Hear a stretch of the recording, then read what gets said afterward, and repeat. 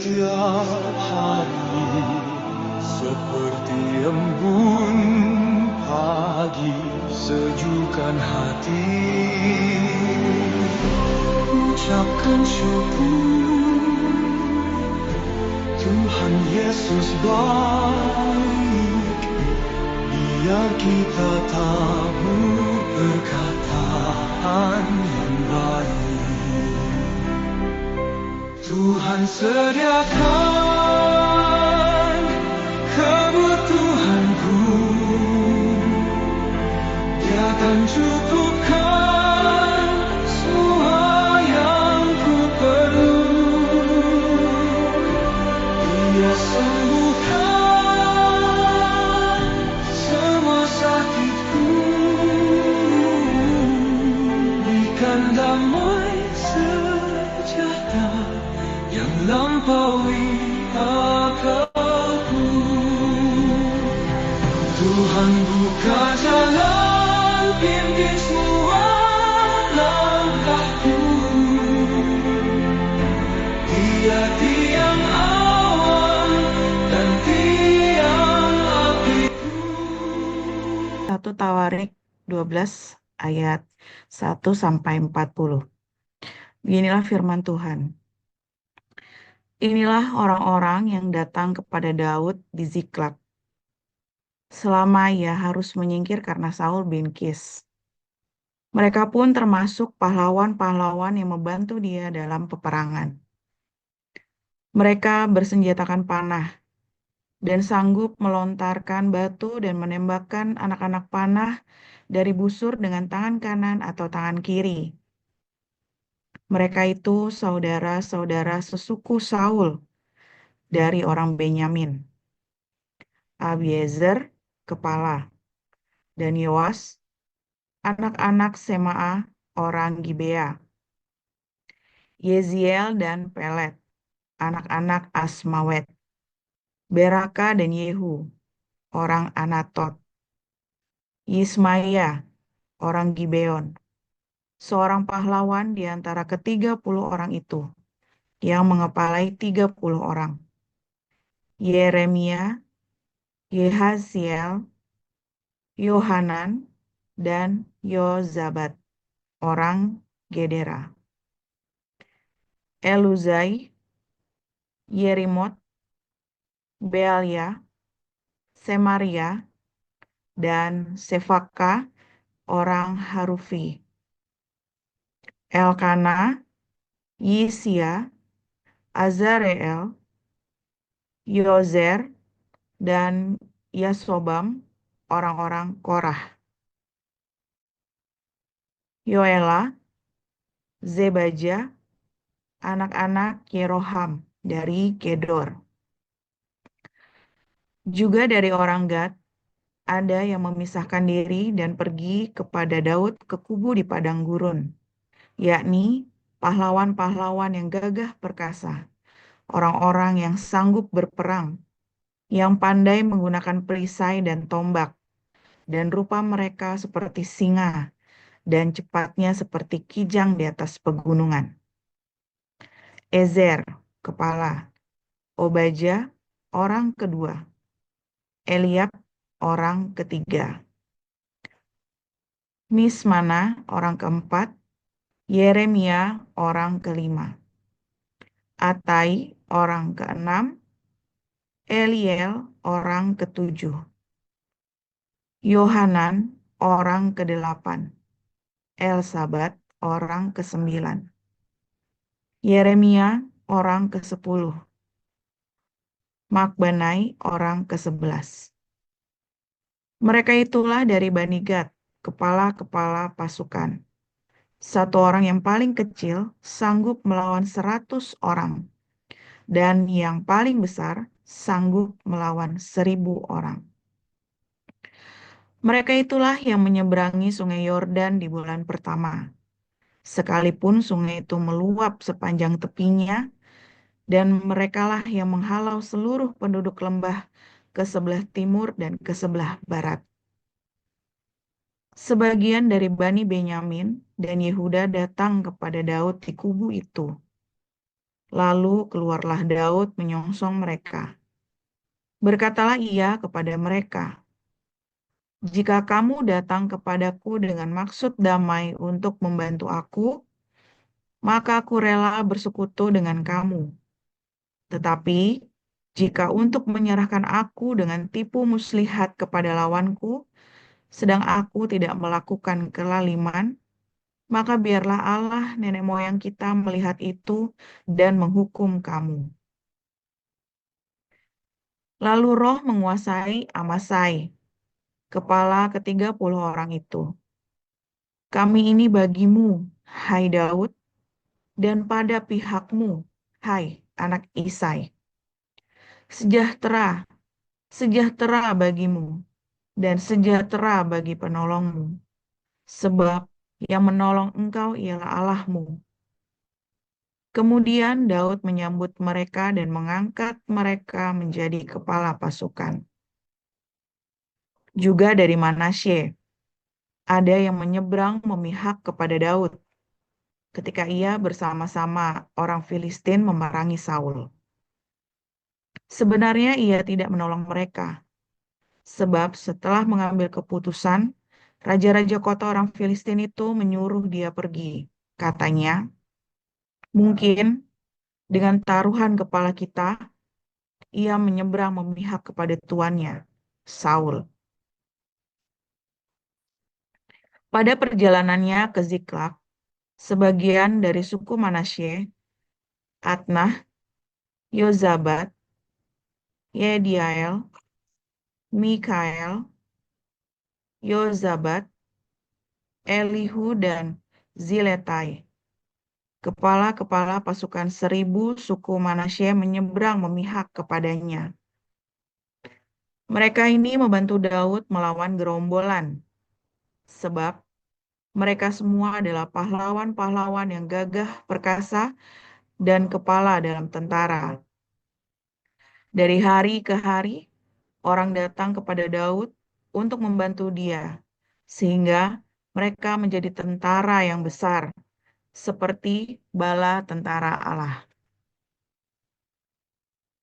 Inilah jumlah pasukan bersenjata untuk berperang yang datang kepada Daud di Hebron untuk menyerahkan jabatan raja daripada Saul kepada Daud sesuai dengan titah Tuhan.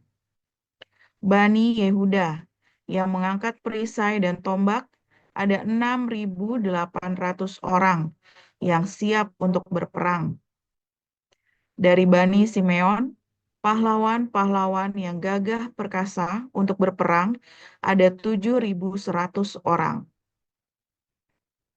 Dari Bani Lewi ada 4.600 orang, ditambah dengan Yoyada, pemimpin kaum Harun, dan bersama-sama dia ada 3.700 orang. Selanjutnya Zadok, seorang pahlawan muda yang gagah perkasa dengan 22 orang pemimpin dari puaknya. Dari Bani Benyamin, saudara-saudara sesuku Saul, ada 3.000 orang. Sampai pada waktu itu, kebanyakan dari mereka masih tetap patuh kepada keluarga Saul. Dari Bani Efraim, 20.800 orang, pahlawan yang gagah perkasa, orang-orang yang kenamaan di antara puak-puak mereka. Dari suku Manasye, suku yang setengah itu ada 18.000 orang yang ditunjuk dengan disebut namanya untuk pergi mengangkat Daud menjadi raja. Dari Bani Isakar, orang-orang yang mempunyai pengertian tentang saat-saat yang baik, sehingga mereka mengetahui apa yang harus diperbuat orang Israel. 200 orang kepala dengan segala saudara sesukunya yang di bawah perintah mereka. Dari Zebulon, orang-orang yang sanggup berperang, yang pandai berperang dengan berbagai-bagai senjata, 50.000 orang, yang siap memberi bantuan dengan tidak bercabang hati. Dari Naftali, 1.000 orang pemimpin dan bersama-sama mereka 37.000 orang yang membawa perisai dan tombak. Dari orang Dan, orang-orang yang siap untuk berperang, 28.600 orang. Dari Asyer, orang-orang yang sanggup dan pandai untuk berperang, 40.000 orang. Dari seberang sungai Yordan, yakni dari orang Ruben, orang Gad, dan setengah suku Manasye yang lain, orang-orang yang membawa berbagai-bagai senjata perang, 120.000 orang. Sekaliannya itu, prajurit-prajurit, orang-orang dalam barisan tempur, datang ke Hebron dengan tulus hati untuk mengangkat Daud menjadi raja atas seluruh Israel. Memang juga seluruh orang Israel yang lain dengan bulat hati hendak mengangkat Daud menjadi raja. Mereka tinggal di sana bersama-sama Daud 3 hari lamanya, makan dan minum. Sebab saudara-saudara mereka menyajikan makanan bagi mereka.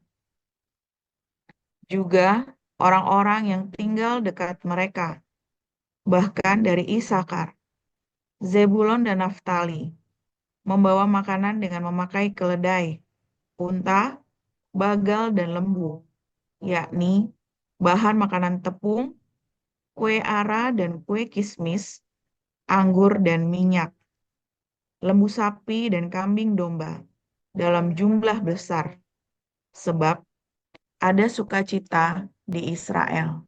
2 Korintus pasal 11. Alangkah baiknya jika kamu sabar terhadap kebodohanku yang kecil itu. Memang kamu sabar terhadap aku. Sebab aku cemburu kepada kamu dengan cemburu ilahi. Karena aku telah mempertunangkan kamu kepada satu laki-laki untuk membawa kamu sebagai perawan suci kepada Kristus.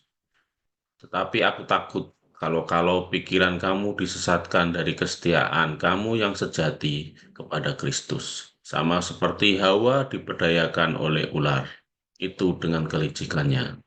Sebab kamu sabar saja jika ada seorang datang memberitakan Yesus yang lain daripada yang telah kami beritakan, atau memberikan kepada kamu roh yang lain daripada yang telah kamu terima, atau Injil yang lain daripada yang telah kamu terima. Tapi menurut pendapatku, sedikit pun aku tidak kurang daripada rasul-rasul yang tak ada taranya itu. Jikalau aku kurang paham dalam hal berkata-kata, tidaklah demikian dalam hal pengetahuan, sebab kami telah menyatakan kepada kamu pada segala waktu dan di dalam segala hal. Apakah aku berbuat salah jika aku merendahkan diri untuk meninggalkan kamu? Karena aku memberitakan Injil Allah kepada kamu dengan cuma-cuma, sebab jemaat-jemaat lain telah kurampok dengan menerima tunjangan dari mereka, supaya aku dapat melayani kamu. Dan ketika aku dalam kekurangan di tengah-tengah kamu, aku tidak mengusahakan seorang pun. Sebab apa yang kurang padaku dicukupkan oleh saudara-saudara yang datang dari Makedonia. Dalam segala hal aku menjaga diriku, supaya jangan menjadi beban bagi kamu, dan kamu akan tetap berbuat demikian. Demi kebenaran Kristus di dalam diriku, aku tegaskan bahwa kemegahanku itu tidak akan dirintangi oleh siapapun di daerah-daerah Akhaya. Mengapa tidak? Apakah karena aku tidak mengasihi kamu? Allah mengetahuinya. Tetapi apa yang kulakukan akan tetap kulakukan untuk menyegah mereka yang mencari kesempatan guna menyatakan bahwa mereka sama dengan kami dalam hal yang dapat dimegahkan. Sebab orang-orang itu adalah rasul-rasul palsu, pekerja-pekerja curang yang menyamar sebagai rasul-rasul Kristus. Hal itu tidak usah mengherankan, sebab iblis pun menyamar sebagai malaikat terang. Jadi, bukanlah suatu hal yang ganjil jika pelayan-pelayannya menyamar sebagai pelayan-pelayan kebenaran. Kesudahan mereka akan setimpal dengan perbuatan mereka. Ulangi, jangan hendaknya ada orang yang menganggap aku bodoh. Dan jika kamu juga menganggap demikian, terimalah aku sebagai orang bodoh supaya aku pun boleh memberkah sedikit. Apa yang aku katakan, aku mengatakannya bukan sebagai seorang yang berkata menurut firman Tuhan, melainkan sebagai seorang bodoh yang berkeyakinan bahwa ia boleh bermegah. Karena banyak orang yang bermegah secara duniawi, aku mau bermegah juga. Sebab kamu suka sabar terhadap orang bodoh, karena kamu begitu bijaksana, karena kamu sabar jika orang memperhambakan kamu, jika orang menghisap kamu, jika orang menguasai kamu, jika orang berlaku angkuh terhadap kamu, jika orang menampar kamu. Dengan sangat malu, aku harus mengakui bahwa dalam hal semacam itu kami terlalu lemah. Tapi jika orang-orang yang lain berani membanggakan sesuatu, maka aku berkata dalam kebodohan, berani juga. Apakah mereka orang Ibrani? Aku juga orang Ibrani. Apakah mereka orang Israel? Aku juga orang Israel. Apakah mereka keturunan Abraham? Aku juga keturunan Abraham. Apakah mereka pelayan Kristus? Aku berkata seperti orang gila. Aku lebih banyak berjerih lelah, lebih sering di dalam penjara, didera di luar batas, kerap kali dalam bahaya maut. 5 kali aku disesah orang Yahudi, setiap kali 40 kurang 1 pukulan. Jika 3 kali aku didera, 1 kali aku dilempar dengan batu, 3 kali mengalami karam kapal, sebab semalam aku terkatung-katung di tengah laut. Dalam perjalananku, aku sering diancam bahaya banjir dan bahaya penyamun, bahaya dari pihak orang-orang Yahudi dan dari pihak orang-orang bukan Yahudi, bahaya di kota, bahaya di padang gurun, bahaya di tengah laut, dan bahaya dari pihak saudara-saudara bangsa. Aku banyak berjerih lelah dan bekerja berat. Kerap kali aku tidak tidur. Aku lapar dan dahaga. Kerap kali aku berpuasa, kedinginan dan tanpa pakaian. Dan dengan tidak menyebut banyak hal lain lagi, urusanku sehari-hari, yaitu memelihara semua jemaat-jemaat. Jika ada orang merasa lemah, tidakkah aku turut merasa lemah? Jika ada orang yang tersandung, tidakkah hatiku hancur oleh duka cita? Jika aku harus bermegah, maka aku akan bermegah atas kelemahanku.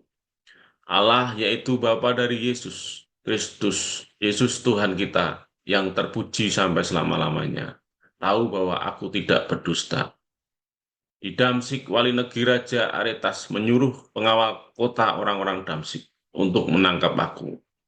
Tapi dalam sebuah keranjang, aku diturunkan dari sebuah tingkap ke luar tembok kota, dan dengan demikian aku terluput dari tangannya. Firman Tuhan selalu baru setiap hari ketika kita menantikan Tuhan dengan penuh cinta dan dengan penuh hati yang mengasihi, dan jangan lupa berbuat kebaikan setiap hari. Saudara,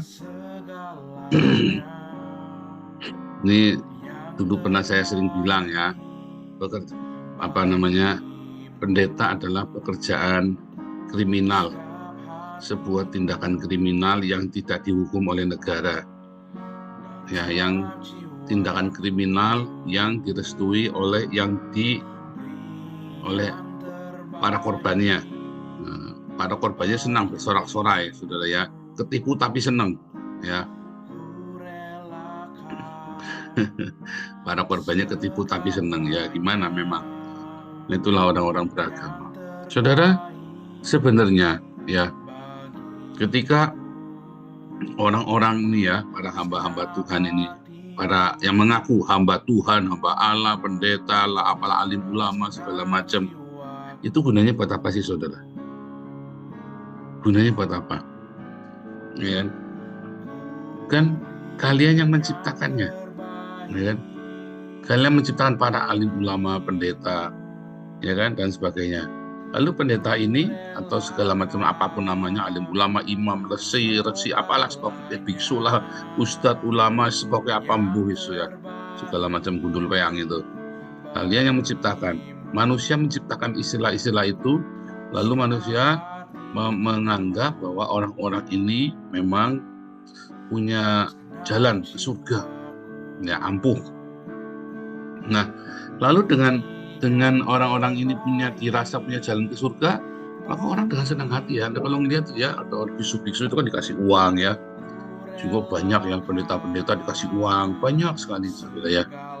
Dan pendeta-pendeta ini, untuk biksu ini atau ustadz atau imam atau apapun namanya ya, kemudian dia mengerti, kalau saya begini uangnya tambah banyak nih, maka dia akan melakukan satu tindakan yang seperti itu diulangi lagi, kalau perlu dengan sebuah manipulasi optik yang berupa sihir yang nyata atau berupa pesan-pesan yang meden-meden ya. Itu yang dilakukan ya oleh bisnis atau bisnis gereja atau gereja komersial atau semua ya agama yang dikomersilkan. Dan memang agama itu adalah sebuah tindakan komersil ya, agama itu adalah sebuah tindakan komersil. Nah, beda halnya dengan perbuatan baik. Perbuatan baik itu bukan tindakan komersil, saudara. Perbuatan baik itu adalah sebuah tindakan spontan dari hatimu ya, yang kemudian diorganisir. Tetapi agama adalah sebuah organisasi untuk merampok korban, dan korbannya merasa senang ketika dirampok karena mendapatkan status, ini kesayangannya dari dewa, ini kesayangannya dari Allah SWT, ini surga, pintu surga terbuka bagimu. Wah, makasih pemuka agama ini akan ngomongnya, wah ini pintu surga terbuka bagimu lebar-lebar. Kan begitu kan, saudara ya, memberikan berkat-berkat, ya kan? Atau kalau misalnya kamu pelit, hati-hati kamu ya, nanti kamu masuk neraka, kamu pelit-pelit, kamu tidak mau bangun gereja, tidak mau bangun masjid. Sama tuh, ya. Nah, lalu orang-orang ini kemudian ya semuanya dicucuk, ya kan? Pada jemaatnya dicucuk. Aduh Pak, jangan ngomong begitu, nanti kita nggak kolektor lagi, kita markasi dan maris sama Mun Pagi. Nah, tak medeni lagi, saudara. Tak medeni lagi. Kalau kamu nggak ngasih, kamu neraka lo nanti lo. Kalau kamu nggak ngasih sedekah lo, saudara. Mumet pokoknya ya, saudara ya. Apa yang salah? Yang salah ya kamu mau ngasih karena diiming-imingi surga, diiming-imingi neraka.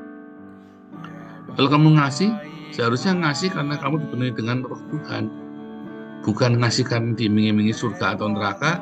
Apalagi yang 40 lipat itu ya, janji 40 lipat kamu akan barang siapa menabur 100 kali lipat akan dikali 100. Kalau nabur 10 juta akan dapat 100 juta dan sebagainya macam. Asal jangan seperti itu, saudara. Nah, ketika kita mau menabur, Anda ingin menabur untuk pekerjaan Tuhan, sebenarnya Anda mau apa sih motifnya? Ingin menabur ya udah menabur saja. Hati-hati. Ya, jangan urungkan niatmu menabur, tapi hati-hati kepada siapa, pada organisasi apa, kepada gereja mana. Sebab ketika kamu menabur dan orang ini tidak melakukan diakonia, maka kamu akan sia-sia taburan. Sebab sebetulnya di dalam firman Tuhan ya, bahwa semua persembahan yang Anda berikan ke rumah Tuhan dikelola oleh para hamba-hamba imam atau para imam atau para lewi atau para pendeta di zaman sekarang untuk kesejahteraan jemaat, saudara. Supaya jemaatnya jangan lapar, jemaatnya jangan sampai kedinginan, nggak punya rumah, supaya jemaatnya bisa punya tempat berteduh.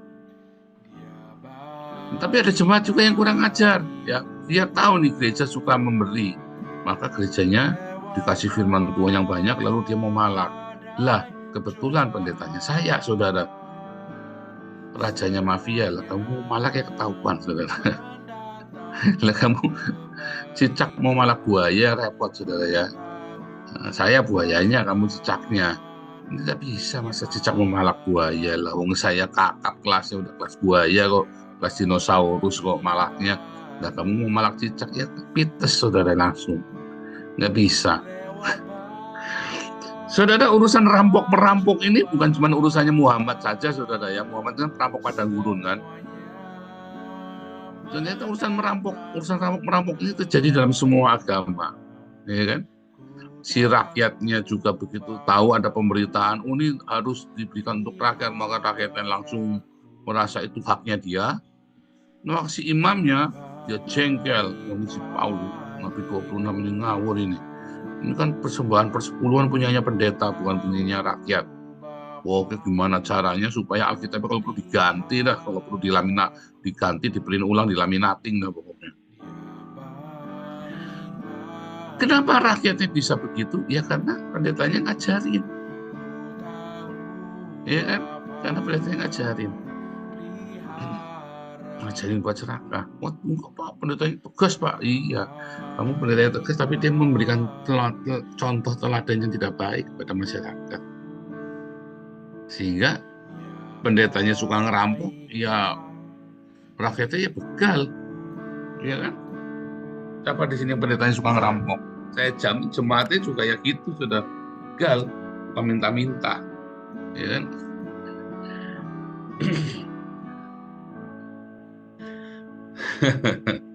Maka itu saudara ya, kita belajar metanoia, mental untuk memberi. Ya, jangan mental untuk minta-minta, saudara ya. Jangan mental untuk minta-minta. Saudara, saya ingat sekali ya, Pastor Daniel pernah mensupport hidup kami ya, sekeluarga ya, selama 6 bulan. Tetapi begitu itu sudah cukup, saya bilang laporan, tapi sudah cukup, jangan kirim lagi. Makanya kita sekarang punya pelayanan yang besar. Mengapa? Karena rasa cukup itu tadi. Tapi kalau kita punya mental untuk meminta-minta, sampai kapan dah cukup? Dari mana mental minta-minta? Ya dari pendetanya. Pendetanya nggak pernah bilang cukup, minta terus. Ya. Anda yang aktif dalam komunitas kita, leader maupun jemaat, biasakan jangan meminta-minta, saudara. Kecuali yang itu kita sudah umumkan, Anda boleh nanya, ini ada beasiswa ya? Pak, boleh nggak minta beasiswa? Boleh, ajukan saja. Pak, boleh nggak minta sembako nih? Boleh, ajukan saja. Pak, boleh nggak minta untuk orang tua saya? Nah, misalnya, di mana orang tuanya di sini? Kenapa tidak kamu saja? Ya, aku udah kurang uang. Tapi jangan kamu minta buat orang lain. Jangan buat dirimu sendiri, orang lain suruh masuk sendiri. Jadi kamu tidak boleh mengabsenkan orang lain. Kamu harus dirimu sendiri yang ke sini. Nggak boleh titip absen. Ya. Nah, nanti kita akan buka open ya. Open semua, walaupun pagi semua harus open. Kalau kamu tidak mau, kalau kamu takut kumpul dengan komunitas kita, ya kenapa kamu terus minta-minta bantuan dari kita? Ya jangan juga. Nah, itu mental minta-minta. Ya, mental minta-minta itu sebuah kutuk, saudara. Karena kamu minta kan, kamu ngemis. Tapi kalau mental kamu adalah mental, kalau aku bisa bekerja dan membeli, kenapa aku harus minta? Ya kan? Mental orang kaya kan seperti itu, kalau aku bisa membeli, kenapa aku harus minta? Itu penting tuh, saudara tuh. Ya, mentalitas kita itu penting. Kemarin ya kita ajarkan ya, kamu boleh underdog di Kampung Daun ya situ. Kamu boleh underdog, orang boleh nganggap kamu remeh. Tapi mentalitas kamu tuh jangan mentalitas underdog. Kondisimu boleh underdog sekarang, boleh orang meremehkan kamu lagi miskin, kamu baru jatuh bangkrut, boleh enggak apa-apa. Tapi mentalitasmu itu harus benar. Kalau kamu seorang hamba Tuhan yang melayani, mentalmu juga jangan minta-minta, saudara. Serius, saudara. Kalau mentalmu tidak minta-minta, maka kamu akan melayani dengan penuh urapan. Lalu tiba-tiba entah bagaimana, tiba-tiba Tuhan akan memberkati pelayanan. dan Tuhan akan cukupkan semua kebutuhanmu. Kalau kamu adalah jemaat, sama mentalmu jangan minta-minta. Ada program apa, ikutin, jalanin. Apa bedanya orang minta-minta dengan orang yang melakukan ya apa yang menjadi kesepakatan? Kamu kalau membedakan orang yang minta-minta dengan yang tidak minta-minta itu begini. Kamu maunya minta-minta tapi prosedurnya kamu tidak mau ikut. Nah, itu namanya minta-minta. Ya. Tapi kalau kamu sudah ikuti prosedurnya, ya absen doa paginya 74%, kamu juga rajin, aktif, nampak muka, juga nggak. Lalu kamu tanya, itu namanya bukan minta, kamu nanya, boleh nggak aku minta sembako? Boleh nggak aku minta, sudah disurvei, iya ternyata memang kurang. Boleh nggak aku minta kontrakan rumah ini, udah nunggak 3 bulan, kontrakan rumahnya berapa? Iya kontrakan rumahnya per bulan 800, ya boleh. Kontrakan rumahnya berapa? Sebulan 20 juta, ya enggak boleh, saudara. Ya enggak boleh. Nah, lalu kamu minta, nah itu namanya minta-minta. Tapi kalau kamu sudah ikut prosedur, kamu tanya, boleh, saudara. Itu namanya bukan minta-minta. Kita kan memang menawarkan.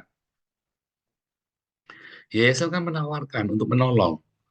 Tetapi kalau kamu tidak mau ikut prosedur, namanya minta-minta. Ya, dalam level tertentu, nanti kamu sebar-sebar ayat kepada pengurus yayasan supaya pengurus yayasannya sebel. Dia merasa dikotbahi, lalu udah kasih aja dah. Nah, itu namanya kamu begal ngerampok, saudara. Ya kan, kamu mengintimidasi kan, levelnya naik dari minta-minta lalu jadi begal. Tahu bedanya di mana? SOP. Kalau kamu taat dengan prosedur, itu namanya bukan minta-minta, tetapi memang kita tawarkan sesuai prosedur. Tapi kalau kamu tidak mau ikut prosedurnya, tapi maunya minta uangnya, bantuannya, berarti namanya itulah namanya minta-minta. Ya, sama ya, hamba-hamba Tuhan. Kau berdoa, jangan minta-minta. Hiduplah apa adanya. Kalau kamu tidak bisa beli mobil baru, ya ya udah pakai motor saja. Pak kalau kerja jemput cuma ya rental saja. Tidak usah minta-minta, ya. Tidak usah minta-minta. Kalau kamu nggak bisa beli motor baru, ya belinya second saja, ya kan? Ya. Nggak usah harus yang baru, grass, ini perfect, nggak usah. Iman saya, Pak, saya punya iman motor baru. Nggak usah juga. Bahkan kamu punya uang beli motor Harley Davidson pun, kalau perlu nggak usah beli. Dengan uangnya dipakai untuk melengkapi kebutuhan jemaat. Iya kan? Belajar hidup sederhana. Ya kan begitu kan? Itulah mental hamba Tuhan yang benar, seorang hamba. Bukan mental minta-minta. Nah, kalau kamu sudah bisa melalui masa-masa ini, aduh saudara, ini nih yang saya ngomong ini dalam ya. Kalau kamu hamba Tuhan, kamu mengerti yang saya ngomong, kamu lakukan, saya jamin kamu akan pelayanmu akan berkati Tuhan. Berbuah akan lebat. Karena kamu berhasil mengalahkan berhala mamon itu. Ya, nah, tapi masalahnya banyak pendeta dan jemaat jadi begal, jadi rampok. Itulah masalahnya, saudara ya. Saya sudah pesan sama Pak Enado, kalau ada yang WhatsApp atau SMS utang-utang, ya minta-minta, nggak usah dikasih. Pak Enado sebaiknya lewat yayasan, biar yayasannya ngasih, nanti disurvei. Jangan semua-semua dikasih, Pak, walaupun Pak ada uangnya. Sebab itu nanti tidak mendidik mereka dan kocar-kacir di mana-mana. Ya kan? Kocar-kacir di mana-mana, semuanya utang sana, utang sini, jebrak semua. Aduh, sih jemaat kita sih orang-orang utang nanti sudah nggak baik. Ya, kalau bisa jangan utang. Ya, kalau bisa itu jangan utang. Hidup itu jangan pakai utang. Nggak ada yang sudah diam saja. Sehingga kamu mentalnya nggak minta-minta. Ya, mental kamu adalah mental yang luar biasa, saudara. Ya, mental yang itulah mental anak kerajaan Allah. Tapi kok saya anak raja, aku anak raja, engkau anak raja, tapi aku minta-minta, ya kan? Nanti di WhatsApp lagi Pak Enado utang dong. Nanti di WhatsApp lagi Pak HW, nanti Pak David di WhatsApp, utang dong. Kamu nggak tadi nyanyi aku anak raja, sekarang kamu utang-utang. Anak rajanya kemana? Iya, anak rajanya masih kasbon dulu. Ya repot, saudara. Nah, itu namanya minta-minta. Aduh, saya sedih sekali, sudah saya diceritain oleh Pak Enardo. Ya, aduh, saya bilang, aduh, saya udah khotbah berkali-kali, masa nggak ngerti sih Pak Enardo ya. Ya, bagaimana Pak? Iya ya, padahal saya udah khotbahin berkali-kali. Jangan utang-utang, jangan minta-minta, saudara. Untuk dirimu sendiri jangan. Kecuali kamu untuk membantu sesama, dan kamu tahu itu kebutuhan. Tapi untuk apalagi minta-minta untuk kemewahan sendiri, ya jangan, saudara ya. Belajar disiplin. Nanti Tuhan akan memberkati hidupmu, tenang, saudara. Tuhan akan jauhkanmu dari pencobaan, dari yang jahat. Ya kan? Siapakah yang jahat itu? Setan itu siapa? Ternyata setan itu adalah Yakobus 1, apa? Keinginan kita sendiri. Ya, si pencoba itu ternyata adalah keinginan kita sendiri yang kita nggak bisa handle. Oke?